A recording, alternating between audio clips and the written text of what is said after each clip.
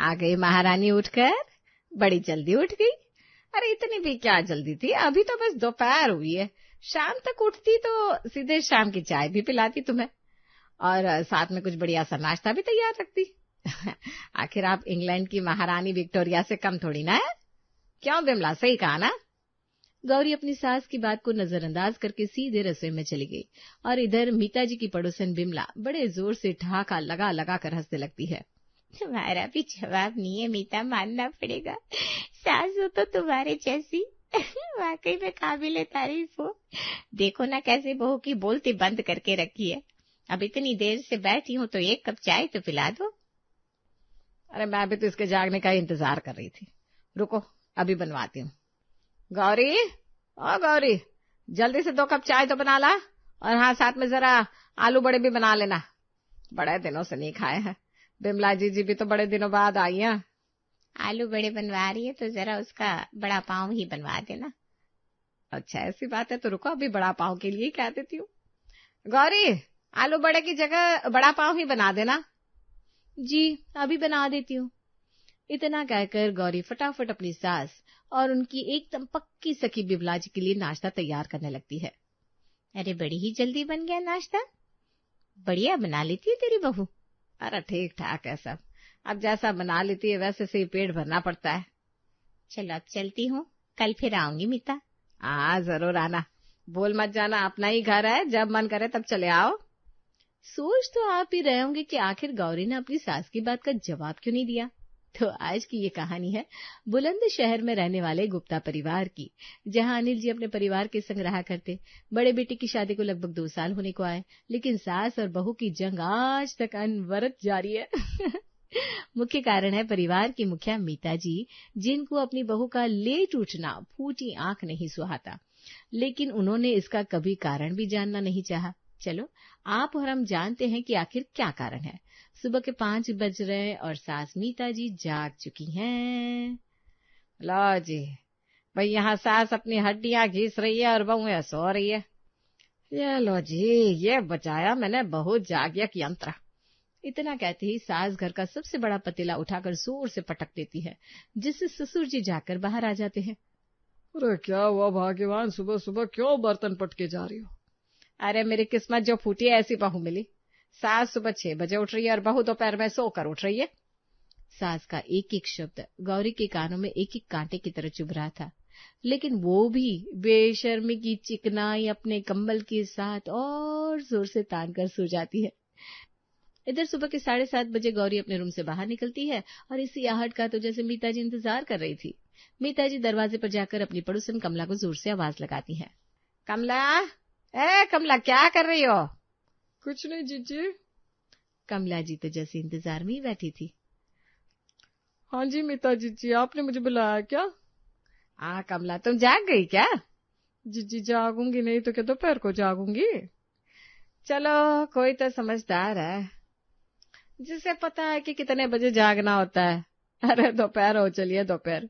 मेरी बहू रानी यानी कि इस घर की महारानी अब जाग रही है। हाँ आपकी बहू तो है ही महारानी, और आप नौकरानी जो सुबह 6 बजे से उठकर काम में लग जाती है। गौरी सारी बातों को एक कान से सुनकर दूसरे कान से निकाल देती है और अपने काम में लग जाती है। भाभी मेरा टिफिन बना दीजिए, मुझे कॉलेज के लिए निकलना है। हाँ दीदी बस बना रही हूँ। भाभी अभी आपको और कितना टाइम लगेगा? अरे बस 15 मिनट और दीदी, आपके टाइम से पहले मैं आपका बढ़िया से टिफिन लगाकर रेडी कर दूंगी। क्या भाभी 15 मिनट और आप दोपहर में सोकर क्यों उठती है? मुझे जल्दी निकलना है। ये सुनकर गौरी के कलेजे पर तो जैसे सांप लौट गए, लेकिन बिना कुछ कहे वो बस, दीदी आप एक बार कल बता देती तो मैं पहले ही तैयारी कर देती। अच्छा बहू, पहले मतलब क्या?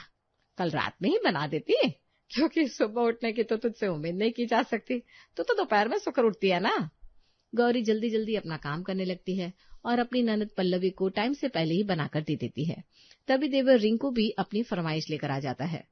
गौरी उसकी भी फरमाइश पूरी करने के बाद सबकी पसंद का खाना बनाने की तैयारी में जुट जाती है, और सबको बनाते खिलाते अपने किचन को समेटते जब गौरी छत पर कपड़े समेटने जाती है तो वहां पड़ोसन मिनी नजर आती है। मिनी, जिसकी शादी को अभी कुछ ही महीने हुए हैं और कमला जी की बहू है। आ गई भाभी आप, और क्या कर रही थी आप? मैं बस मिनी अभी सोकर उठकर आई होंगी आप ना। सही कहा ना मैंने? अब जब तुम ही अंतर्यामी हो मिनी, तो तुमने मुझसे पूछकर क्यों ही अपनी जुबान को तकलीफ दी? नहीं नहीं भाभी, मैं अंतर्यामी नहीं हूँ। मुझे तभी आपकी सासू माँ की सुरीली बोली सुनाई दी थी। गौरी गुस्से में मिनी को कहकर चल दी कि तभी मिनी का जवाब सुनकर रुक गई। क्या क्या कहा तुमने मिनी? मेरी सासू माँ की सुरीली आवाज? हाँ जी भाभी, वही तो आई थी अभी मेरे घर कुछ देर पहले। तब बता रही थी बहू हमारी सुबह की जगह दोपहर में सोकर उठती है, और उसके बाद भी उसे 3 घंटे शाम को सोना होता है। अच्छा जी, ऐसी बात है। बड़ी खुशी हुई जानकर। अपने गुस्से को हंसी में दबाकर गौरी अपने काम की ओर चल देती है और शाम को सबके खाने की व्यवस्था में लग जाती है। बहू क्या बना रही है खाने में? मम्मी जी, मैंने बनाया है दही वाले लौकी के कोफ्ते, साथ में बढ़िया सी चना दाल का तड़का, और रिंकू भैया ने कहा था उनको सेव टमाटर की सब्जी खानी है, तो उनके लिए वो भी बनाई है। नहीं भाभी, मैं ये सब नहीं खा सकती। आप मेरे लिए पुलाव बना दीजिए, बस मैं तो वही खाऊंगी। अब जब तू ननद के लिए पुलाव बना रही है तो मेरे लिए साथ में खीरे का रायता भी बना लेना। मैं तो बस वही हल्का फुल्का खा लूंगी, मुझसे ये ऊट पटांग चीजें नहीं खाई जाएगी। गौरी पहले से ही बहुत थकी हुई थी, लेकिन अपनी थकान को हाँ में छिपाते हुए चल देती है रसोई की ओर। जल्दी से गौरी पुलाव और रायता रेडी करती है, फिर घर के बाकी लोगों का इंतजार करने लगती है। गौरी सबसे पहले अपने पति आशीष को फोन घुमाती है। कितनी देर में आएंगे आप? गौरी, बस अब थोड़ी देर में आ रहा हूँ, ज्यादा से ज्यादा आधा घंटा। ठीक है। तभी सास मीता जी की आवाज सुनाई देती है। बहू, घड़ी पूरे 9 बजा रही है, तू मुझे बस दूध दे दे जिससे मैं आराम से सो जाऊं। ठीक है मम्मी जी। गौरी सासू माँ को दूध देती है। चलो भाई, अब ये भी पी लिया दूध, अब चले मैं आराम से सोने। अब बहू तुम्हारी तरह मैं तो दोपहर में सोकर उठती नहीं हूँ, अपने को तो 4 बजे उठना होता है ना। मीता जी की इस बात पर वहां पास बैठे पल्लवी और रिंकू भी जोर जोर से हंसने लगते हैं। गौरी उनकी हंसी को अनसुना करने की बहुत कोशिश करती है, लेकिन चाहकर भी इग्नोर नहीं कर पाती। तभी उसके फोन की घंटी बजती है। उठाकर देखती है तो फोन उसकी माँ ममता जी का था। माँ, क्या कर रही हो? बस बेटा बैठी थी, तू बता क्या कर रही है? कुछ नहीं माँ, मैं बस इन सब के आने का इंतजार कर रही हूँ। अरे, इनके आने का टाइम अभी तक ठीक नहीं हुआ? इतना सुनते ही गौरी की आंखों से झरझर आंसू की धार बहने लगी।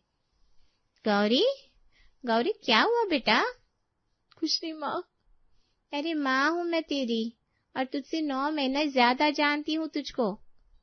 माँ, मुझे यहाँ नहीं रहना।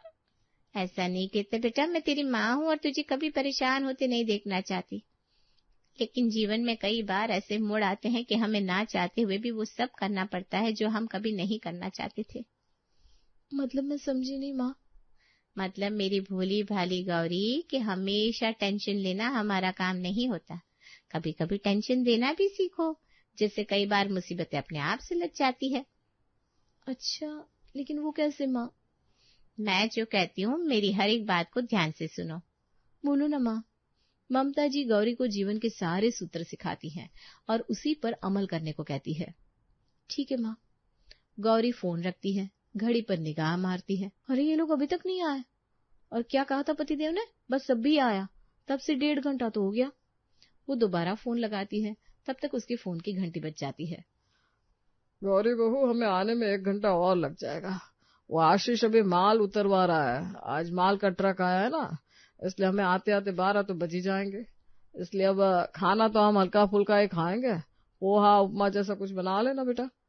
ये सुनकर तो गौरी को जैसे ठंड में पसीने आ गए, क्योंकि वो समझ चुकी थी आगे क्या होना है, लेकिन उसके पास जी पापा जी ये कहने के अलावा और कोई चारा ही नहीं था। अब गौरी सारा खाना फ्रिज में उठाकर रखने लगती है और लग जाती है काम करने। अनिल जी और आशीष को घर आते आते रात का 1 बज जाता है और खाना खाते खिलाते रात के 2 बज जाते हैं, और फिर इधर बज जाते हैं सुबह के 4, और फिर से मीता जी सुबह से बर्तन पटकने लगती है बिना ये सोचे कि बहू रात में कितने बजे सोई है। हर रोज की तरह गौरी उठकर जल्दी से तैयार होकर रसोई की ओर चल देती है। तभी हर रोज की तरह मीता जी आवाज लगाती है, बहू ये फ्रिज भरा हुआ रखा है, इतना खाना क्यों बनाती हो, जरा बचत का भी ख्याल रखा करो। हाँ भाभी, आप इतना खाना बनाती क्यों? वो मम्मी जी, अरे छोड़ो भाभी, कोई बात नहीं, लेकिन इस बात पर ध्यान देना चाहिए आपको। लेकिन इसमें मेरी कोई गलती नहीं है। अच्छा, जाना तो इन बातों को, अब जल्दी से कुछ तैयार कर दो जिससे हम लोग दुकान के लिए निकल सके। हाँ, आज दुकान पर फिर से बहुत काम है। अनिल जी के मुंह से ये सुनकर अब गौरी का पारा 7वें आसमान पर चढ़ जाता है, क्योंकि वो इस बात से भली भांति परिचित थे कि आखिर इतना खाना बचने का कारण क्या था। लेकिन फिर भी उन्होंने सबके सामने इस बात को कबूल नहीं किया, बल्कि सबके सामने गौरी को ही गलत ठहराया। ठीक है, मैं सबके लिए बना रही हूँ, आप लोग परेशान मत होइए। फटाफट से रसोई में जाती है और सोचती है, आज ऐसा चमत्कार दिखाती हूँ कि खाना बस 10 मिनट में तैयार हो जाएगा। गौरी कल के बचे हुए खाने को सबके सामने गर्म करके लगा देती है। ये क्या है भाभी? हाँ बहू, ये कल का बासी खाना। भाई हम तो ये नहीं खा सकते।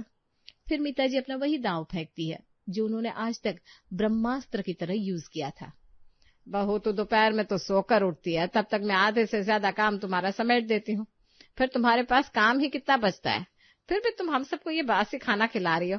फिर क्या मतलब है तुमको इस घर में बहू बनाकर लाने का? ऐसे मम्मी की बात में दम तो है भाभी। हाँ भाभी, मम्मी बड़े ही अरमान से आपको इस घर में बहू बनाकर लाई थी।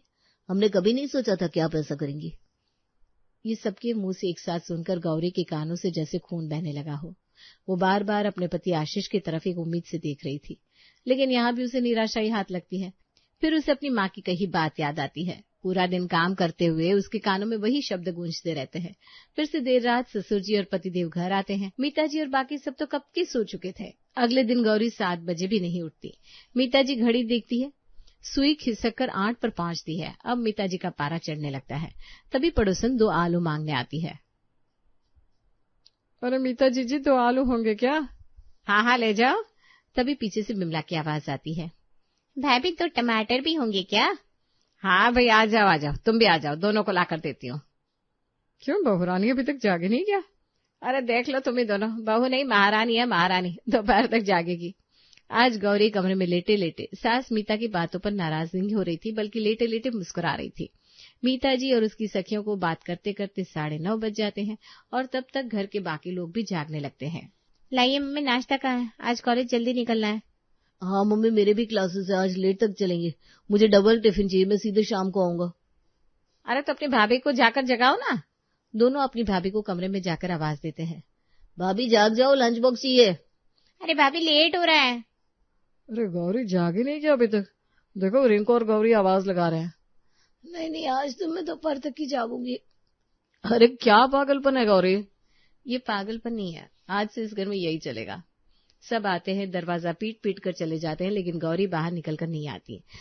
जब घड़ी 12 बजाती है तभी गौरी अपने कमरे से आज वाकई में एक महारानी की तरह तैयार होकर रौब से बाहर निकलती है। जाग गई गौरी? घड़ी देखो कितने बजा रही है। अरे मम्मी जी, आपने नहीं देखा क्या ध्यान से?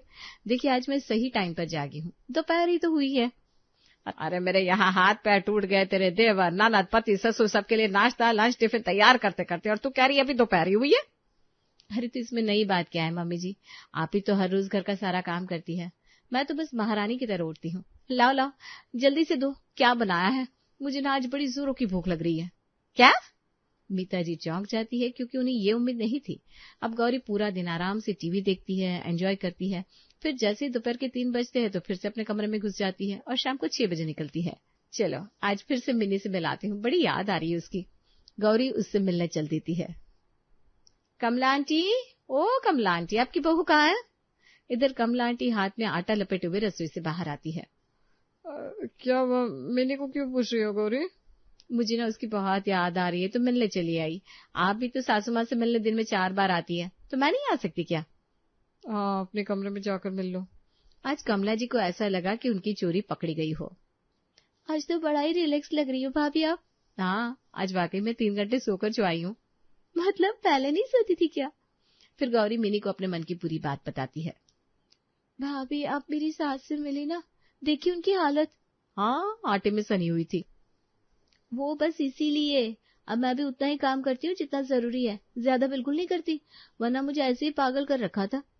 और ये सब मुझे ना विमला आंटी की बहू ने सिखाया है, ये ब्रह्मास्त्र उन्हीं का दिया हुआ है। ये सुनकर गौरी चौंक जाती है। अच्छा जी, तो ये सब मेरे घर बस ज्ञान देने आती है और मजे लेने, और बाकी सब अपने घर में परेशान है।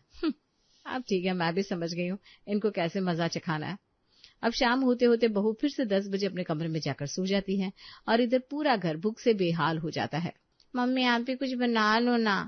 अरे मैं क्या बनाऊं, तू बना ले, अब कुछ दिनों में तेरी भी तो शादी करनी है। नहीं मुझसे नहीं बनाया जाएगा कुछ भी। जुबान तो तेरी खूब चलती थी, इसीलिए सब गड़बड़ हुई है। मैं बाजार से फ्राइड राइस और मंचूरियन लेकर आता हूँ। मैं भी चल रही हूँ भैया। अरे पर मैं क्या खाऊं, मुझसे ये मंचू फंचू कुछ नहीं खाया जाएगा। ठीक है मम्मी, आप कुछ और बनाकर खा लेना, क्योंकि भाभी को नाराज करने में सबसे बड़ा हाथ तो आपका ही है। भागो नास पिटो यहाँ से, तुम लोगों के चक्कर में मैंने उससे लड़ाई मोल ली। थोड़ी देर में अनिल जी और आशीष भी घर आते हैं। अरे मम्मी, आज आप जाग रही हैं, अभी तक सोई नहीं? अरे भूख के मारे मेरा हाल बेहाल है, नींद कैसे आएगी भला। क्यों बहू ने आज खाना नहीं बनाया क्या? रुको, मैं बात करता हूँ गौरी से। ये क्या हरकत है? आशीष रूम में जाता है और देखता है कि गौरी आराम से कंबल तान कर अंदर लेटी लेटी मोबाइल चला रही है।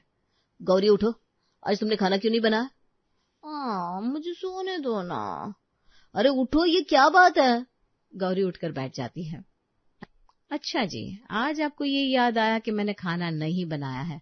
इतने सालों से ये जो मुझे ताने दिए जा रहे थे कि दोपहर में सोकर उठती हूँ, उसके लिए तो आपने कभी कुछ नहीं बोला। इतनी रात को सोती हूँ, अगर सुबह 8 बजे तक उठ भी गई तो तुम्हारी माँ पूरे मोहल्ले को बताती है कि मेरी बहू दोपहर में उठती है, इसलिए अब से मैं दोपहर में ही उठूंगी। सुन लिया ना आपने? अब गौरी हर रोज दोपहर में ही सोकर उठती और पूरा दिन आराम करती।